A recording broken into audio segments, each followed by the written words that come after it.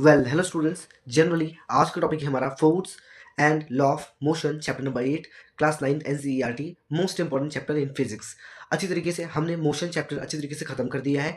अब हम chapter number 8 चालू करने वाले हैं, जिसके अंदर हम पढ़ेंगे अच्छी तरीके से फोर्स के बारे में एंड लॉ ऑफ मोशन के बारे में। ठीक है। सो अगर आपने अच्छी तरीके से हर एक वीडियो को अगर आपने नहीं देखा है तो जाके उसे देखिए, समझिए। मोशन के पहले वीडियोस अच्छी तरीके से हो चुके हैं, बायोलॉजी का भी हो चुका है एंड हमारा केमिस्ट्री भी बहुत अच्छी तरीके से हर एक चीज़ स्टेप बाय स्टेप कंप्लीट हो चुका है। अगर आपने नहीं देखा है तो कमेंट में या फिर प्लेलिस्ट में जाके आप अच्छी तरीके से स्टेप बाय स्टेप हर एक चीज़ को देख सकते हैं। So let's start. Force and law of motion chapter का नाम है चैप्टर नंबर 8। इसके अंदर हम पढ़ने वाले हैं बैलेंस्ड एंड अनबैलेंस्ड फोर्स। देखो एनसीईआरटी का मैंने अच्छी तरीके से पढ़ा। इंट्रोडक्शन में कुछ था नहीं, इसकी वजह से मैंने इंट्रोडक्शन में कुछ भी इंपॉर्टेंट कुछ दिखा ही नहीं, इसकी वजह से मैंने उसमें कुछ लिखा नहीं। ठीक है। सो हम डायरेक्ट टॉपिक पे आते हैं। बैलेंस्ड एंड अनबैलेंस्ड फोर्स क्या होता है, बैलेंस देखते हैं। ठीक है।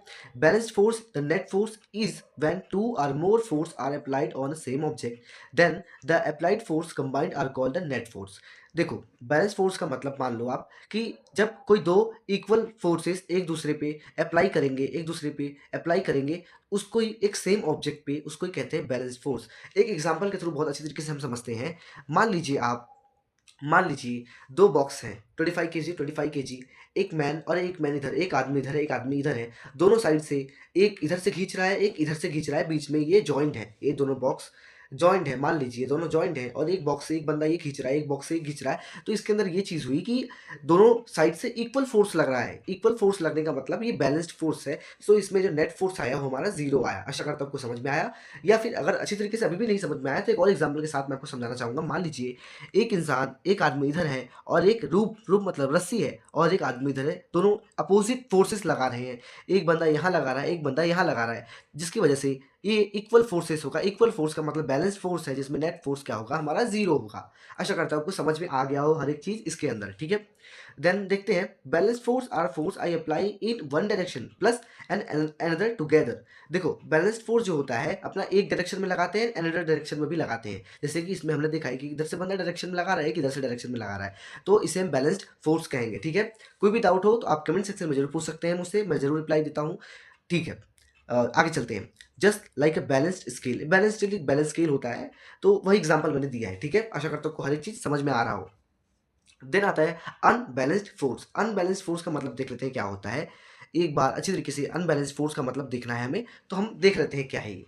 देखो बच्चों, अनबैलेंस्ड फोर्स का मतलब यही होता है। देखो बैलेंस का अपोजिट होता है अनबैलेंस, तो थोड़ा आपको आइडिया हो गया होगा कि मतलब इसके अंदर होने वाला क्या है। तो एक बार डेफिनेशन देख लेते हैं, थोड़ा जो आपका आइडिया है वो भी अच्छा, मतलब अच्छी तरीके से आपका आइडिया भी थोड़ा अच्छा हो जाएगा और हम इसके मतलब भी हम समझ लेंगे अच्छी तरीके से। ठीक है। तो unbalanced force it means that have a something unbalanced force. Simple सी बात है कि अनबैलेंस्ड फोर्स का मतलब होता है अनबैलेंस्ड फोर्स। अनबैलेंस्ड मतलब अनइक्वल फोर्स। जैसे उसमें क्या था, बैलेंस था, दोनों साइड से सेम सेम, मतलब कि इक्वली दोनों फोर्सेस लग रहे थे, लेकिन इसमें इक्वली फोर्सेस नहीं लगेगा, वही मैंने लिखा है इसके अंदर। Unequal are not same are different who sorry how could be have a unbalanced force. इसको हम अनबैलेंस्ड फोर्स कहते हैं, जो अनइक्वल हो, जो सेम नहीं हो। तो एक अच्छी तरीके से हम एक एग्जाम्पल के थ्रू भी समझ सकते हैं, जैसे कि मैंने उसमें एग्जाम्पल दिए, क्योंकि एग्जाम्पल मोस्ट इंपॉर्टेंट थिंग होता है साइंस के अंदर, मोशन के अंदर, सॉरी फिजिक्स के अंदर। क्योंकि हर एक चीज अगर आपको समझना है तो एग्जाम्पल के थ्रू आप बहुत अच्छे से समझ सकते हो, किसके अंदर, फिजिक्स के अंदर। ठीक है। तो देखते हैं एक बार क्या है। Unequal sorry unbalanced force, a force is applied in one direction and either another smaller or larger forces is applied in opposite direction or non-force is applied at all in opposite direction। तो simple सा मतलब हम example के through समझते हैं। मान लीजिए 25 KG का एक बॉक्स है, इधर इधर दो आदमी और यहाँ एक आदमी, तो आपको आइडिया हो गया होगा कहाँ पे ज़्यादा फोर्स लग रहा है। यहाँ ज़्यादा फोर्स लग रहा है तो ये जो बॉक्स होगा यहाँ मूव करेगा। तो सिंपल सी बात है, यही ये कहना चाहता है। तो एक बार मैं वापस पढ़ के बता देता हूँ आपको कि देखो, जब भी अनबैलेंस फोर्स होता है तो एक साइड पे एक डायरेक्शन में एक छोटा या बड़ा फोर्स लगता है, अनदर डायरेक्शन में कोई भी फोर्स नहीं लगता है। मतलब कि छोटा फोर्स लगता है एक डायरेक्शन में, ज़्यादा फोर्स लगता है, बहुत ज़्यादा फोर्स लगता है एक डायरेक्शन में फोर्स नहीं लगता है। जैसे कि हम देख सकते हैं यहाँ दो आदमी है, एक आदमी है, इसके कंपैरिजन में यहाँ बहुत ज़्यादा फोर्स है, यहाँ बहुत फोर्स नहीं है, जिसकी वजह से जो हमारा बॉक्स है, जो भी हमारा फोर्स है, उसकी वजह से वो इस साइड आ रहा है। इसे हम अनबैलेंस्ड फोर्स भी कह सकते हैं, और कह सकते क्या है ही है ये। ठीक है। अच्छा करता हूँ, देखो ये बहुत छोटे छोटे टॉपिक्स थे, आपके एनसीईआरटी में बहुत ज़्यादा बड़ा चला के इसमें दिया गया है। तो आशा करता हूँ आपको हर एक चीज़ इसमें समझ में आया। इंट्रोडक्शन पार्ट है ये। बैलेंस्ड अनबैलेंस्ड बहुत ही ईजी में मैंने समझाया है, और इससे ईजी ईजी मतलब ईजी है ही है, इसको समझने में कोई दिक्कत होना नहीं चाहिए आपको। अब हम पढ़ेंगे इसके बाद फर्स्ट लॉ को, first law, second law and third law, जो लॉ ऑफ मोशन भी है, और उसके बेसिस पे हम अच्छी तरीके से न्यूमेरिकल्स भी लगाते रहेंगे, जिससे हमारा प्रैक्टिस भी होता रहेगा और हमें कॉन्सेप्ट भी समझ भी जो भी चीज़ें होंगी हमें समझ में भी आते रहेंगी उसके अंदर।